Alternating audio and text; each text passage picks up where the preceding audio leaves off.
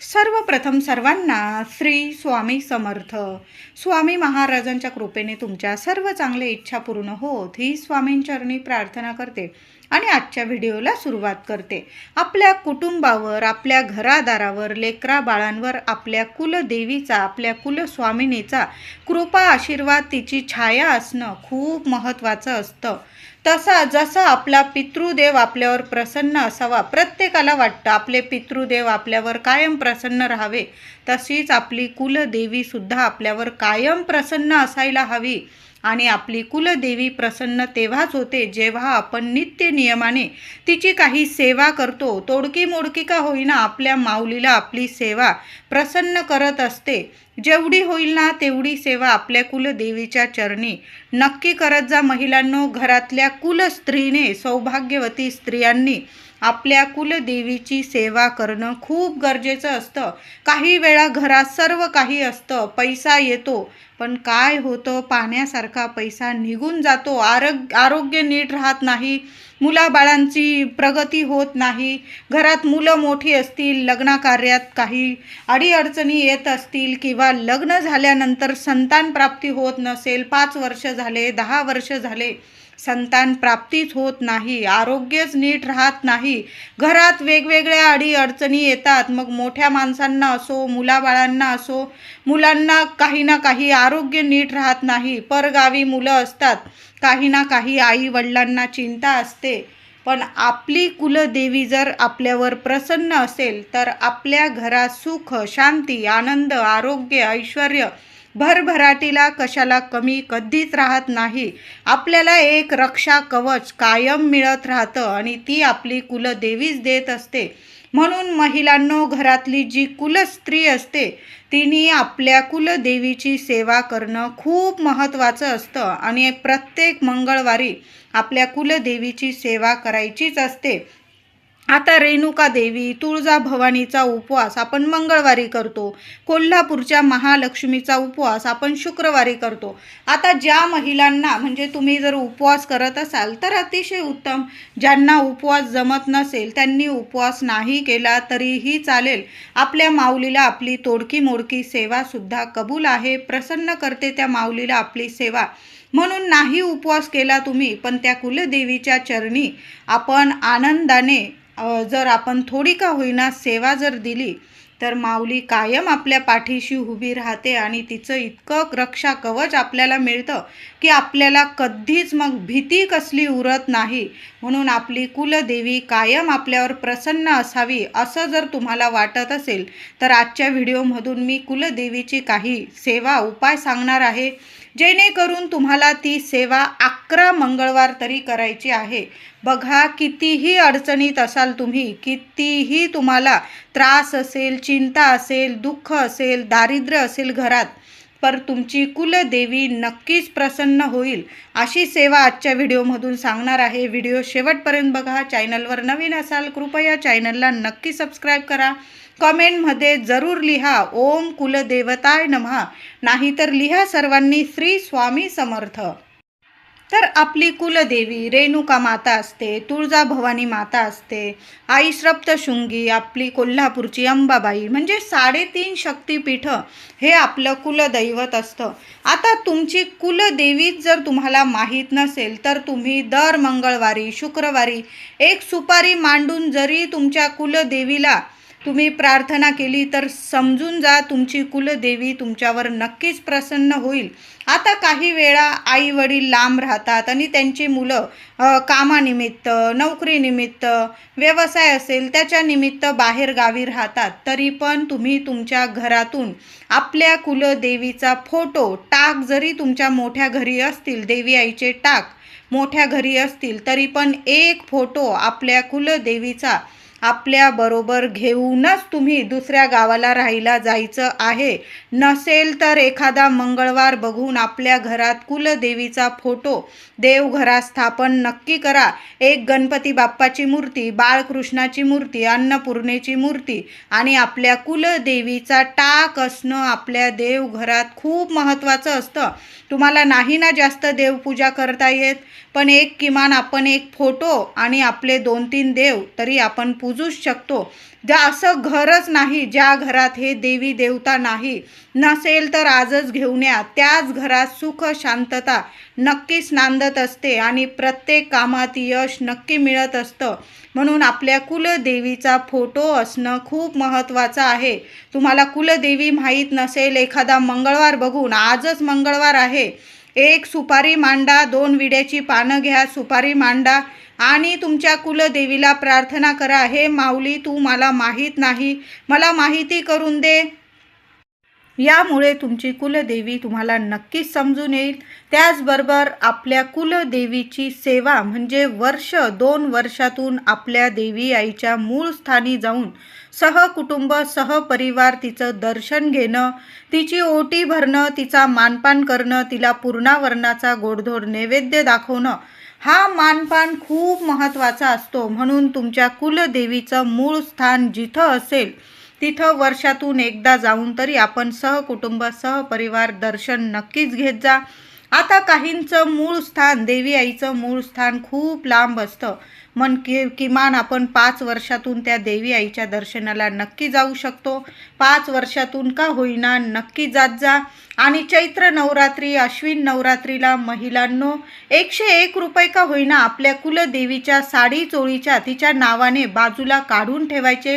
देवघरात एखादं पाकिट तयार करा किंवा एखादं कपड्यात बांधून ठेवले तुम्ही, तिची आठवण करून तिच्या साडी चोळीचे पैसे तुम्ही बाजूला नक्कीच काढून ठेवत जा. आणि जेव्हा तुम्ही देवी आईच्या दर्शनाला जाल ते सर्व पैसे बरोबर घेऊन जायचे, त्यात अजून पैसे टाकायचे आणि तिथं देवी आईची संपूर्ण साज शृंगार, साडी चोळी, संपूर्ण ओटी घ्यायची आणि आईचा सर्व मानपान तिथं नक्की करायचा. म्हणून 2 वर्षातून आपल्या कुलदेवीच्या दर्शनाला नक्की जात जा. नाही जमलं 5 वर्षातून तरी नक्कीच जा. आणि थोडेसे पैसे आपल्या कुलदेवीच्या म्हणजे आपण भाग बांधणी करतो आहे तिची, याचा अर्थ असा होतो तिची आपण नित्य सेवा करतो, तिची आठवण काढतो, ती पण मग कायम आपल्याला एक रक्षण कवच नक्कीच देत असते. तर आता दर मंगळवारी आपल्या कुलदेवीची कोणती सेवा करायची, तर दर मंगळवारी आपल्या देवी आईच्या सेवेत 1 माळ नवार्णव मंत्र तुम्हाला म्हणायचा आहे, 1 वेळा श्री सूक्त पठण करायचं आहे आणि 1 वेळा कुंजिका स्तोत्र पठण करायचं आहे. महिलांनो ही सेवा नक्की करायला सुरुवात करा. तुमच्या घरात कितीही अडचणी असेल, मुलाबाळांच्या काही अडचणी असेल, तुमच्या पतीविषयी अडचणी असेल, तुमच्याविषयी अडचणी असेल, शारीरिक असो मानसिक असो, कितीही अडीअडचणीत असाल, जगातलं कितीही मोठं संकट तुमच्यावर असेल तर आपल्या कुलदेवीची सेवा करायला नक्की सुरुवात करा. तुम्हाला रोज नाही जमत ना, मग मंगळवारी तरी 1 माळ नवार्णव मंत्राची झालीच पाहिजे. आपण नित्य सेवा आपल्या स्वामींची तर करतो, त्यात 1 माळ नवार्णव मंत्राची घ्या, 1 वेळा श्री सूक्त पठण करा आणि 1 वेळा कुंजिका स्तोत्र. ही सेवा करून तर बघा, तुमच्या आयुष्यात इतके सोन्यासारखे बदल तुम्हाला नक्कीच दिसून येतील. तुम्हीच मला कमेंट करून सांगाल की ताई आमच्या आयुष्याचं नक्कीच सोनं झालेलं आहे. तर ही सेवा करायला सुरुवात तर करा तुम्ही. दर मंगळवारी ही सेवा करा. सकाळी जमलं अगदी रात्रीच्या 9-10 वाजेपर्यंत जरी केली ना, माझ्या काही महिला असतील ऑफिसला जातात, नाही मिळत सकाळी वेळ, तर रात्री झोपायच्या आधी म्हणजे जेवणाच्या आधी तुम्ही बाहेरून आला ऑफिसवरून की हातपाय धुवून घ्या स्वच्छ आणि आपल्या देवघरात एक तुपाचा दिवा लावायचा, अगरबत्ती लावायची, धूप दीप लावून शांत चित्ताने बसायचं आणि ही छोटीशी सेवा दर मंगळवारी देत जा माऊलीच्या चरणी. बघा आयुष्यात इतके चमत्कारिक बदल व्हायला लागतील की किती मोठ्या मोठ्या अडचणीतून तुम्हाला मार्ग मिळायला लागेल. काहींना प्रॉपर्टीचं टेन्शन असतं, काहींना घरदार होत नाही, काहींना पैशांविषयी म्हणजे पैसा येत नाही, घरात लक्ष्मी स्थिर राहत नाही. बऱ्याच घरांमध्ये ह्या अडचणी खूप दिसून येतात. घरात पैसाच टिकत नाही, पैशांमुळे बरेचसे प्रॉब्लेम निर्माण होतात. आपली लक्ष्मी आपल्या घरात स्थिर राहावी यासाठी आपली कुलदेवी आपल्यावर प्रसन्न असणं खूप महत्त्वाचं आहे. म्हणून या सेवा करायला नक्की सुरुवात करा. आता 11 मंगळवार आपल्या कुलदेवीला आपल्याला एक वस्तू अर्पण करायची आहे. तर दर मंगळवारी आपल्या कुलदेवीला छान असा पंचामृताने, गाईच्या कच्च्या दुधाने अभिषेक घालायचा. ताम्हणात घ्यायचं, देवी आईला अभिषेक करा आणि आपल्या कुलदेवीचा जिथं तुम्ही फोटो किंवा मूर्ती स्थापन करता तिथं आपल्या कुलदेवीला एखाद्या ताटलीत किंवा तुम्ही एखादी छोटीशी ताम्हण देवी आईसाठी घेऊन या. दर मंगळवारी 11 वेळा, 21 वेळा, 51, 101, 121 तुम्हाला जेवढ्या वेळा आईला कुंकुमार्चन करता येईल तेवढ्या वेळा कुंकुमार्चन करायचं आहे. ओम कुलदेवताय नमः, ओम कुलदेवताय नमः या मंत्राचा जप तुम्हाला करत आपल्या कुलदेवीला आपल्याला कुंकुमार्चनची सेवा द्यायची आहे. बघा, खूप छान अनुभव येतील या सेवेने सुद्धा. आणि ते कुंकू नीट सांभाळून ठेवा. कुणी बाई आली तुमच्या घरात तर तिला लावू नका. आपली एखाद्या डब्बीत ते कुंकू नीट सांभाळून ठेवायचं आहे. ते कुंकू फक्त तुमच्या कुटुंबातल्या व्यक्तींनाच लावायचं आहे. तुम्ही मुलांना लावू शकता. पतिदेव बाहेर ऑफिसला जात असेल, कपाली तिलक करा आणि मग बाहेर पाठवा त्यांना. बघा, तुम्ही ऑफिसला जात असाल, बाहेर काही कामानिमित्त जात असाल, आंघोळीनंतर रोज ते कुंकू नित्य नियमाने आपल्या कुलदेवीचं स्मरण करायचं, प्रार्थना करायची, मला प्रत्येक कामात यश मिळू दे आई, आणि ते कुंकू आपल्या मस्तकी लावायचं आणि मग बाहेर जात जा. बघा महिलांनो, या कुंकुमार्चनच्या सेवेने सुद्धा आपली कुलदेवी खूप प्रसन्न होते. त्याचबरोबर दर मंगळवारी आपला जो कलश असतो, जेव्हा पण आपल्या घरादारावर संकट येतं, अचानक ते संकट आपली कुलस्वामिनी स्वतःवर घेत असते. म्हणून आपल्या देवघरात आपल्या कुलदेवीच्या नावाने एक मंगल कलशाची स्थापना झालीच पाहिजे. नसेल मंगल कलश, स्थापन करा महिलांनो. बघा, तुमच्यावर येणारी वरच्या वर संकट देवी आई स्वतःवर घेते. काही वेळा आपल्या नारळाला अचानक तडा जातो. का बरं जातो? तर आपल्यावर आलेली संकट देवी आई स्वतःवर घेते आणि आपल्या लेकरांपर्यंत त्याची झळसुद्धा पोहोचू देत नाही. म्हणून आपल्या देवघरात मंगल कलशाची स्थापना दर मंगळवार, शुक्रवार नक्की करा. नारळ बदलायचा तर तुम्ही मंगळवारी बदलू शकता. छान असा नारळ आणा, कलश घ्या, तांब्या स्वच्छ धुवून भरून घ्यायचा. त्यात एक सुपारी, एक पैसा टाकायचा, 1 रुपयाचं नाणं, 5 आंब्याची पानं किंवा विड्याची पानं ठेवायची आणि छान असा नारळ, वरती शेंडी आली पाहिजे असा आपल्या देवघरात उत्तरे दिशेकडं येईल असा कलश आपल्या देवघरात नक्की स्थापन करायचा आहे. बघा, दिवस रात्र तुमच्या कुटुंबाची भरभराट व्हायला सुरुवात होईल आणि जी काही संकट असेल आई स्वतःवर घ्यायला सुरुवात करेल. बघा, मंगल कलशाची स्थापना आपल्या देवघरात नक्की करा. त्याचबरोबर दर मंगळवारी आपल्या कुलदेवीला एक वेणी किंवा मोगऱ्याचा गजरा तुम्ही देवी आईला अर्पण करायला सुरुवात करा. नंतर तो संध्याकाळी किंवा दुसऱ्या दिवशी तुम्ही स्वतःच्या केसात माळला तरीही चालेल. यामुळे सुद्धा आपली कुलदेवी प्रसन्न होते. घरातली कुलस्त्री आपल्या कुलदेवीच्या चरणी जेव्हा ही सेवा द्यायला सुरुवात करते, त्या स्त्रीची, त्या कुटुंबाची, तिच्या लेकराबाळांची भरभरून सोन्यासारखी प्रगती व्हायला सुरुवात होते. दर मंगळवारी असं 11 मंगळवार आपल्या कुलदेवीला एक वस्तू अर्पण करायची आहे. ती म्हणजे एक गोड पानाचा विडा किंवा कुटलेला तांबूल जरी अर्पण केला तुम्ही तरीही चालेल.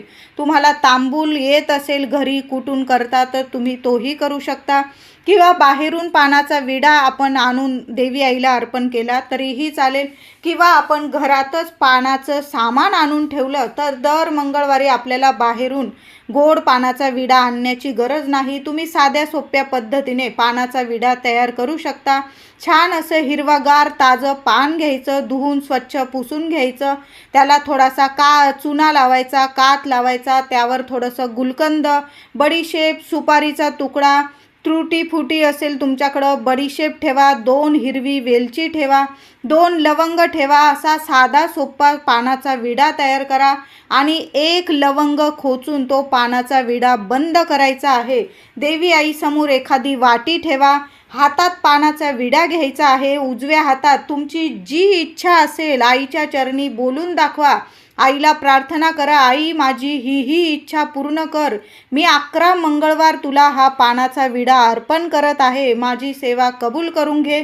माझी प्रत्येक इच्छा पूर्ण कर. माझ्या अडचणींवर मार्ग दाखव आई तूच. तुझ्याशिवाय मला कुणीच नाही. असं बोलून तो पानाचा विडा तुमच्या कुलदेवीच्या चरणी तुम्हाला अर्पण करायचा आहे. 3-4 तास तिथंच राहू द्या आणि संध्याकाळी रात्री झोपताना जेवण झाल्यानंतर तुमचं ते पानाचा विडा काढून घ्यायचा आहे आणि तो पानाचा विडा तुम्ही पती पत्नीने तुम्ही खायचा आहे. इतरांना देऊ नका.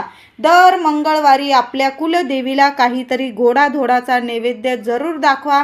त्यात तुम्ही खीर बनवू शकता, गोडाचा शिरा बनवू शकता, गव्हाच्या पिठाचा शिरा बनवू शकता. नाही जमलं दूध केळ शिकरण वगैरे तुम्ही करू शकता किंवा खडी साखर गूळ खोबरं म्हणजे काहीतरी गोडाधोडाचा नैवेद्य आपल्या कुलदेवीला नक्की दाखवा आणि नंतर तो प्रसाद म्हणून सर्वांनी सहकुटुंब सहपरिवार खायचा आहे. देवी आईला एक वेणी किंवा गजरा दर मंगळवारी महिलांनो न चुकता आपल्या देवी आईला अर्पण करा आणि आपल्या कुलदेवी आईची दर मंगळवार शुक्रवार कापूर आरती झालीच पाहिजे. मग तुम्ही गणपती बाप्पाची आणि देवी आईची 2 आरत्या केल्या किंवा आपल्या स्वामींची अशा 2-3 आरत्या केल्या ना तरीही चालेल, पण आपल्या घरात कापूर आरती दर मंगळवारी न चुकता झालीच पाहिजे.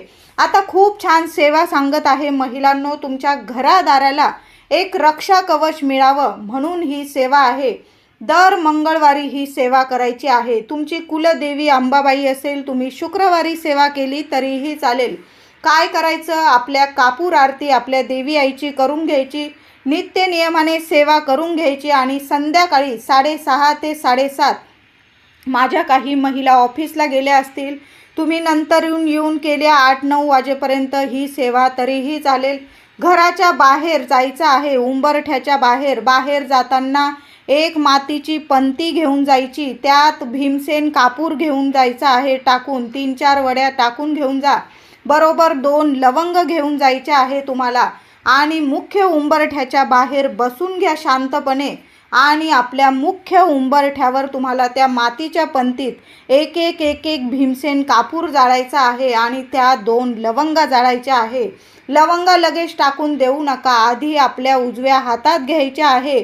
आपल्या कुलदेवीला माता लक्ष्मीला प्रार्थना करायची आहे. हे माता लक्ष्मी, हे कुलदेवी, माझ्या घरात सुख शांती येऊ दे. अखंड लक्ष्मी माझ्या घरात नांदू दे.